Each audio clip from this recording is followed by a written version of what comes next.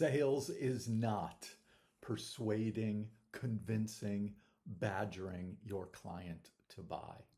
Let's talk about what it really is today.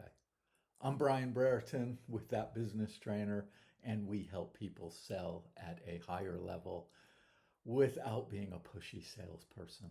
So if you're looking to double, triple, or more your sales, let's talk about that. So let's talk about what sales really is. When most people think of sales, they immediately think of persuasion, convincing someone, changing their mind, getting that person to buy no matter what. But here's the truth. Real sales, the kind that build trust, the kind that create repeat and lifelong clients, the kind of sales that genuinely help people, they have nothing to do with persuasion as we think of it. So if sales isn't about persuasion, then what is it exactly? Sales in its purest form, to me, is about facilitating decision making. It's about helping someone reach clarity on whether or not your product or your service, whatever you sell, genuinely solves their problem or fulfills a need they have. Think of yourself as a guide. It's why we use SAGE, Start Anywhere, Go Anywhere, which if you've seen other videos, you know, big fan of. Think of yourself as that guide, that SAGE. You are not a persuader. Your role isn't to push or pull someone into making a choice or a decision. It's to guide them through a conversation that uncovers their true needs, their true fears, their true goals, and desires. Now, this approach is especially powerful for introverts like myself, or anyone who's uncomfortable with traditional pushy sales tactics. The reason is it doesn't require charisma or manipulation or memorizing lots of, if they say this, you say that, manipulation to get that person guided into a pigeonhole. It simply requires curiosity, empathy, and the willingness to listen deeply. So let's explore why persuasion is a common misconception in sales.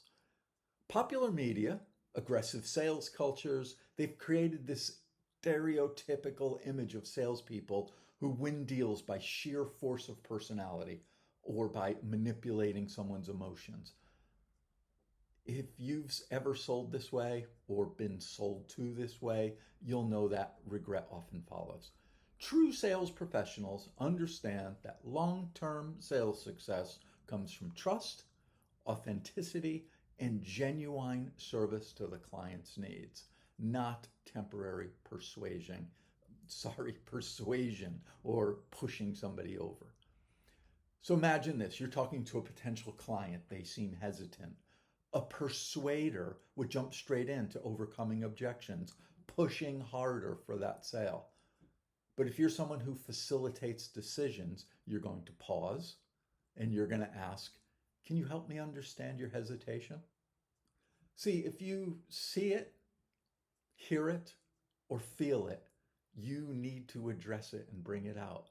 So a simple question, and again, without memorizing lots of stuff, you're in the moment, you've heard something or felt something or seen something that the client was doing that's causing hesitation. You simply say, hey, let me check in with you. Can you help me understand your hesitation? And then listen up to what they're saying so we can respond genuinely and carefully and all the stuff that we're supposed to do. Maybe the client will reveal a deeper concern that hasn't surfaced yet. Maybe it's budget constraints that they haven't shared or that they're thinking about now that we're deeper in the conversation. Maybe they're unsure about the timing or the resources required. If you patiently guide that conversation, you're going to help them address the issues openly, which will create clarity, allowing us to progress the sale to where it needs to be. Let's take the scenario even further. Suppose the hesitation's due to a misalignment between what I'm offering or what you're offering and their true needs. A persuader glosses over the mismatch, just looking to push their product or service, potentially leading to that buyer's remorse, which has a whole host of consequences down the line. A genuine salesperson, the good salespeople like us, however, they openly acknowledge the gap. They might even recommend alternative solutions, even if it means losing the immediate sale today. Why would you do this, you're asking? Because genuine service builds trust. The potential client will remember your honesty, your integrity, and your genuine concern, which will increase the likelihood, A, they'll buy from you, and also that they'll return when circumstances change, or they'll refer others to you who do align better with your product or service. And yes, we have techniques that will help you address this if you're thinking that doesn't work. We have techniques. They'll help you address it when or if it comes up. Here's some ideas of how you can shift your mindset around this starting today. Ask insightful questions. Be in the moment. Ask insightful questions rather than delivering rehearsed pitches. Listen actively. We say this all the time. Listen actively. What does that mean? It means you are in the moment, hearing what they're saying, not thinking about your next response or what you're supposed to say from some imaginary script that, by the way, your client isn't on. So listen actively instead of just waiting to speak. Prioritize understanding the person in front of you rather than convincing them to buy. And then you have to be comfortable with silence. You have to give your clients the space to think and respond. Of course, you will acknowledge their objections and you'll acknowledge them genuinely instead of dismissing them or immediately countering them, which bad salespeople have a tendency to do. Like I've said before, I've got a book on my shelf somewhere that has hundreds of overcoming objections. Like you're going to memorize all those and pull them out. That's not what you need to do. And again, we have techniques that will help you approach that in a much more effective and a much more professional way. You should be willing to walk away from the deal if the fit isn't right. That is the ultimate demonstration of integrity and professionalism. And when you approach sales like this, your conversations become richer, they become less stressful, and they become far more effective. We know I've personally sold millions upon millions and helped others sell to the tune of hundreds of millions. And we're talking everything from small sales to high ticket sales that are complex within organizations. So let's talk quickly just about some common mistakes salespeople make when they confuse persuasion with selling.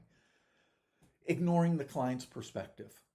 So if you're focused on your product features and selling what you have to sell rather than connecting them to genuine client needs, everyone loses in that.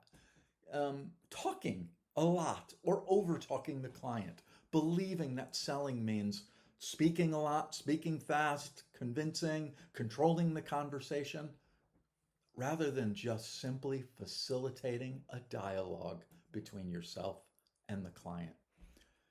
Being pushy is the worst, persistently pressuring them to make a decision rather than you having the patience to guide them through a process.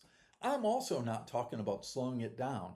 I love to shorten sales cycles and speed them up so you can be thorough in this and still be fast and yet not be pushy. That's the skill. If you recognize these pitfalls, they'll dramatically improve your approach to selling. I would love for you to remember, true sales isn't about persuading, beating up the customer, or pushing them to make decisions. It's about helping people make that decision, the best decision for themselves. And ironically, when you stop persuading and you start facilitating decisions, your sales results improve dramatically. Ultimately, selling with integrity makes you stand out. In a world filled with persuasive tactics and noise, clients are desperately searching for this kind of authenticity. And if you embrace this mindset, you'll not only build stronger relationships, but you'll also find selling to be a genuinely fulfilling career. So if you found this perspective helpful, consider subscribing to the channel. We'd really appreciate it, and we'd love to help you. I'll be sharing more insights and strategies that we use that will help you sell authentically, confidently, and ethically. Hopefully I can meet you in the future at one of our workshops or masterminds someday. They are super limited. They are super exclusive. There typically won't be more than 16 to 18 people there, often less. And details, as they come up, we'll always put them in the description. So if there aren't any, we don't have one with space coming up. Anyway, I hope you found this helpful, and we'll see you next time. Bye now.